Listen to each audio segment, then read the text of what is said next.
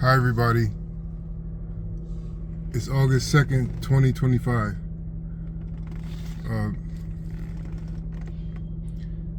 the things that we become familiar with in our lives are like they could be frenemies.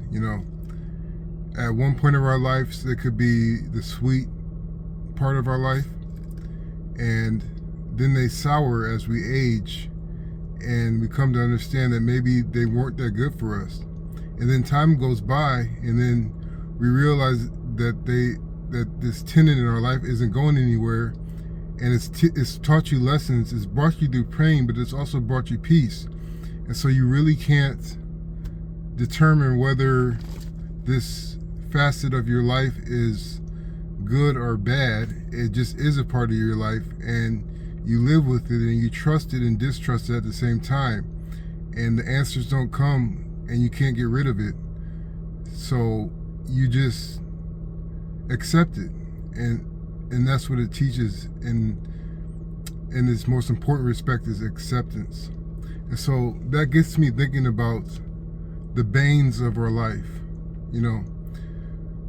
All of us have one part of our life that has dogged us the entire time of our lives, as we become individual, as we recognize our individuality in our lives. There's something that a part of your life, like a situation of your life, with relationships, or maybe it could be a physical issue, or maybe it could be a splinter in your mind and your thinking.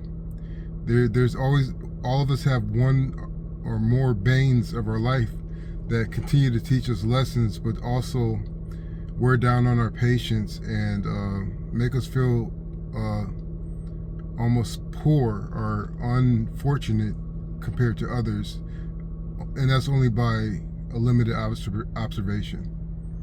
So with the bane of existence, I learned that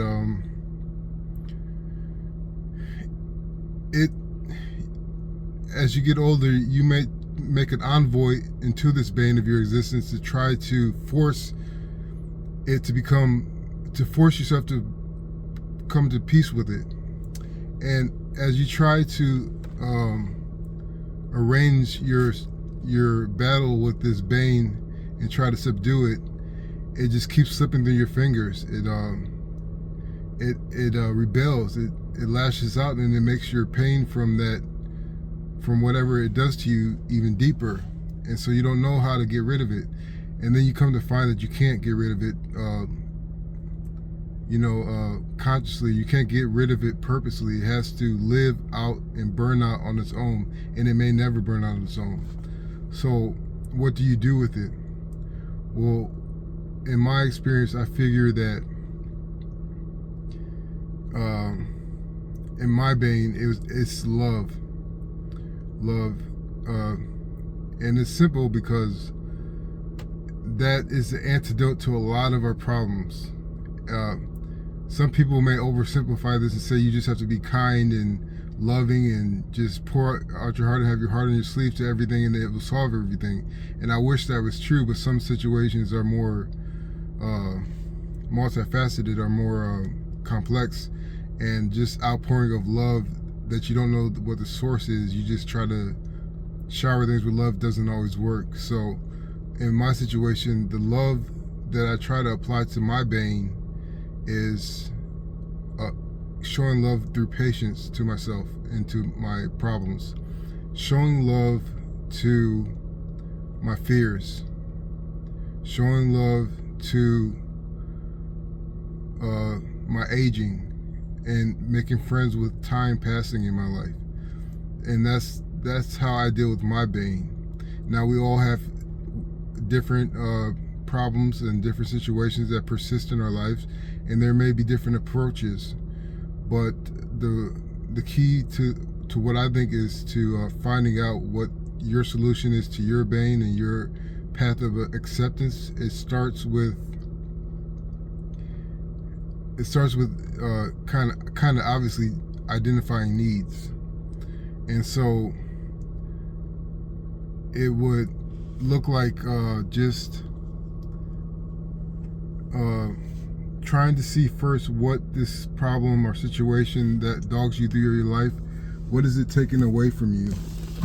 What is it stopping from reaching you and that you really want? Like, study that and you'll find the answers. You'll find what you can do, what is within your realm of autonomy to deal with this persistent problem.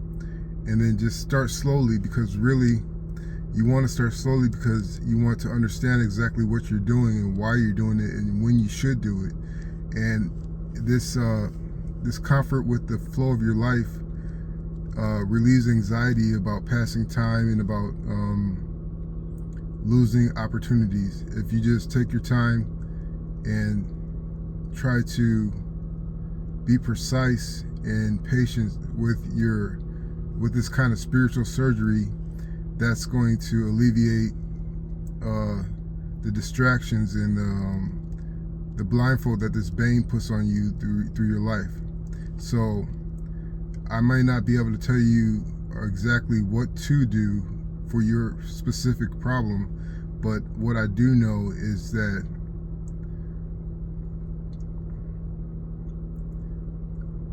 you should look at this situation as an opportunity to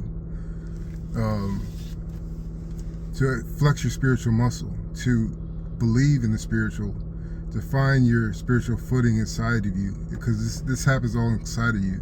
The effects of your bane may have outer consequences, but it all starts within you in some degree, in most degrees of the situation. So